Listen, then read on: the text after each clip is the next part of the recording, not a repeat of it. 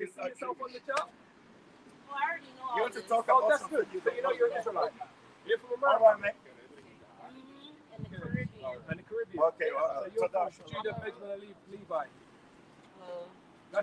Judah, Ephraim, and Manasseh. Of Puerto Rico, yeah? Okay, Manasseh, Cubans. That's who we are. That's who we truly are. So these names were given to us by our oppressors and colonizers. Cuba, Puerto Rico, all of these names. These were who we are. And they know when they came to when Columbus came to the West Indies, remember Columbus never came to America. He only came to the West Indies, Columbus. He knew that those people over there were the Israelites, the 10 lost tribes of Israel. You know how he knew? He had Hebrew translators with him on the ship that he traveled with to come to the West Indies. And you can look up that history yourself. The main translator, his name was Juan Torres. He was a Hebrew from Spain. And he brought them with him because he knew... I did know that, but I didn't know he had a translator. Yeah, because he knew who those people were that were in the Americas, that they were the 10 lost tribes. Because Columbus read the second book of Ezra, which is here in the Bible, that told him about the 10 lost tribes going to another land in the Hebrew called Azarus, which is in the Americas. But he only landed in the West Indies, Columbus, in Cuba. In those places, that's where he came to, the Bahamas and so forth. So he knew who they were because he read Second Ezra. And even if you watch the movie 1492 about Christopher Columbus, you'll see in the movie, he talks about the book of Ezra, how he knew that there was a place to the west. What movie? 1492.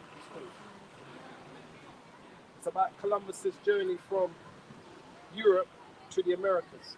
And that tells that whole history. And in the movie, he's speaking to the priest and he says this is how he knew there was a place in the west, because he read 2nd Ezra chapter 13 and he read the story about the 10 lost tribes of Israel, how they never went back to Israel after their captivity, that they went to another place, and that place was called Azarus, which is what we know that just means another land in the Hebrew.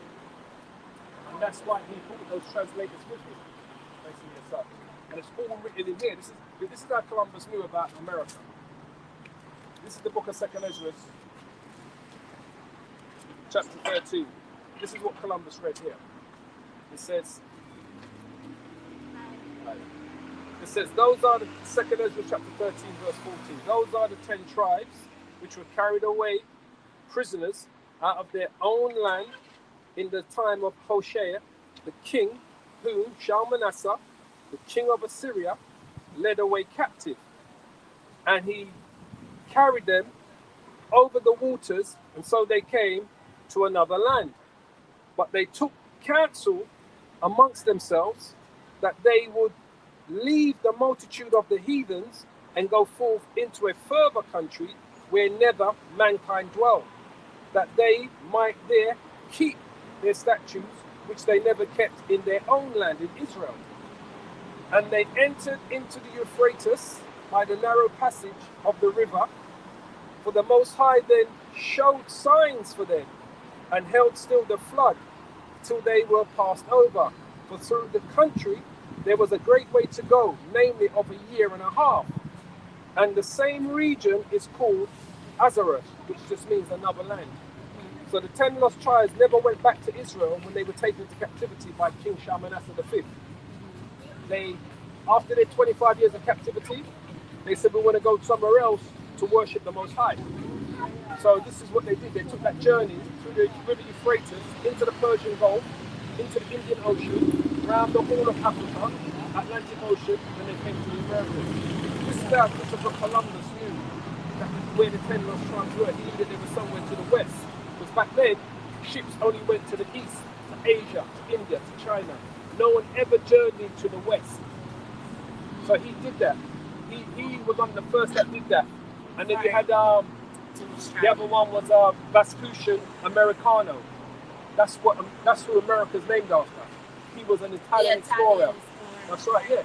And, absolutely. And America's name. And before the Vikings went there, Solomon had gone there.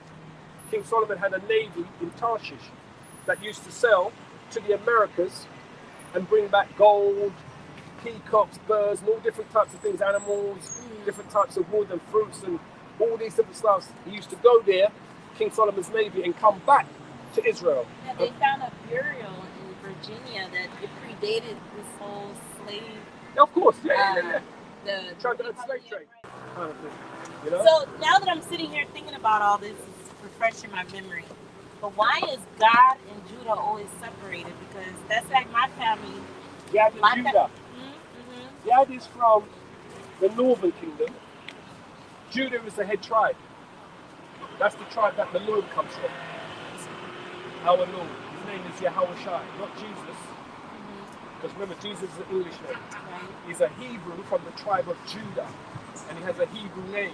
His Hebrew name is Yah, which means he. Hawashai means deliverer. He's the deliverer. That's the Lord's name. He comes from the tribe of Judah. Judah is the head tribe of the 12 tribes of Israel. Now, the kingdoms are split into two. The southern kingdom, Judah, Benjamin, and Levi. The northern kingdom, referred to as the 10 lost tribes. From the northern kingdom, the kings mainly came from either Ephraim or Manasseh, the two sons of Joseph. They were referred to as the half tribes that one. These are Joseph's two sons, who was taken captive in Egypt under the pharaohs. Those are his two sons. But this is right here that the Seminole are the Reuben. But, Yeah, Reubenites, yeah. But the Seminole are from Florida. That's right. Absolutely. Because the tribes went to the Americas. They went to the West Indies and they went to all across America. So the Seminole Indians were mainly based in Florida as such. So they was, remember the Native American tribes always used to move around all the time, different seasons, different places, move around.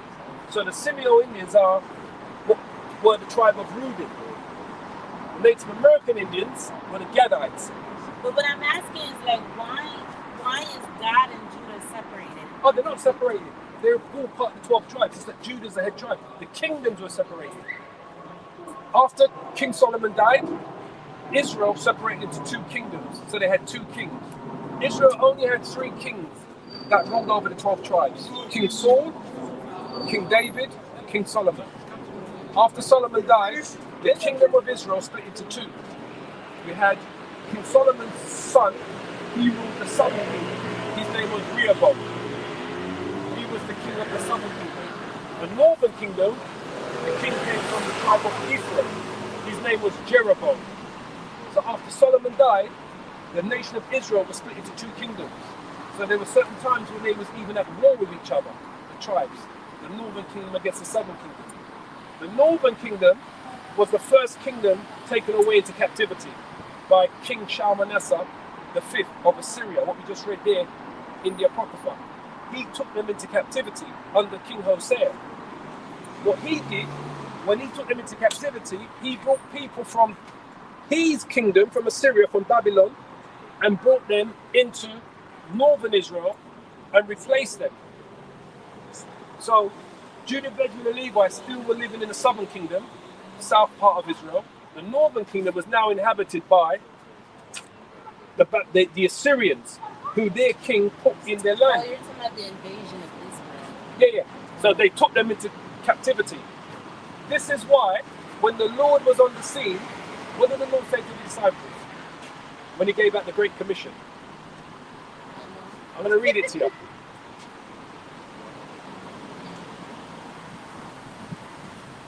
Where are you originally from? Right here, London.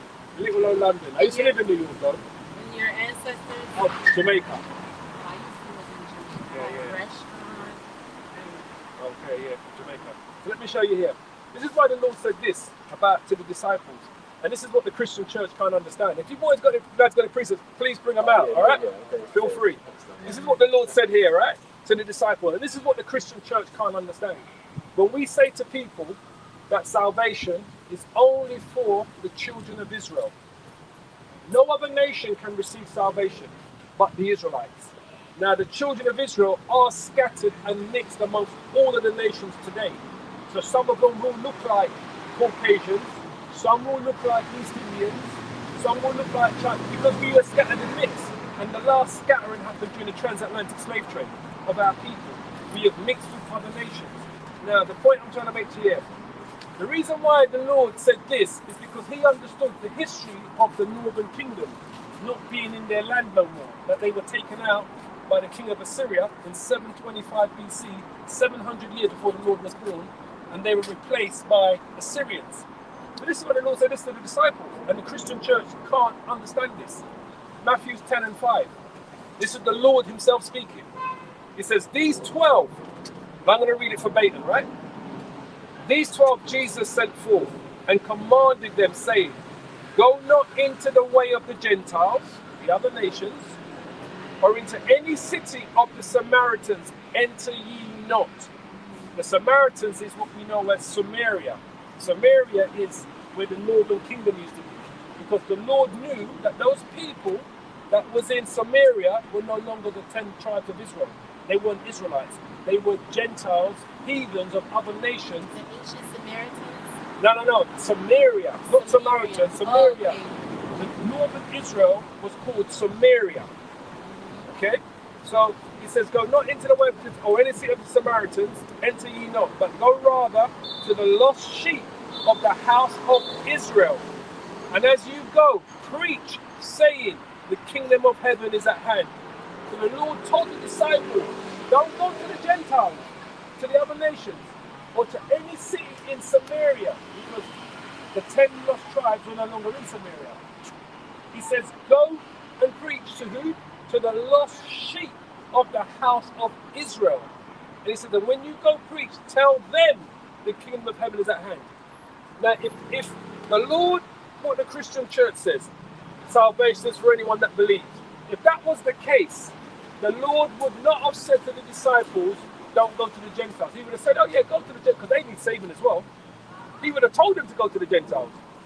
He would never have said to them, do not go to the Gentiles or to any city of the Samaritans, enter ye not. He said, but go to the lost sheep of the house of Israel. And when you go preach, tell them the kingdom of heaven is at hand.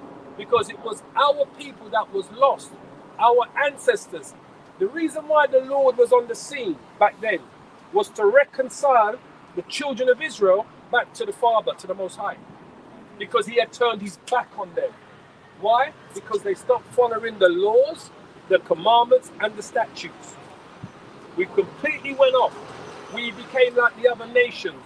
We stopped doing the things that they did. We lived in the places that they was living. We ate the foods, all the abominable foods that they was eating.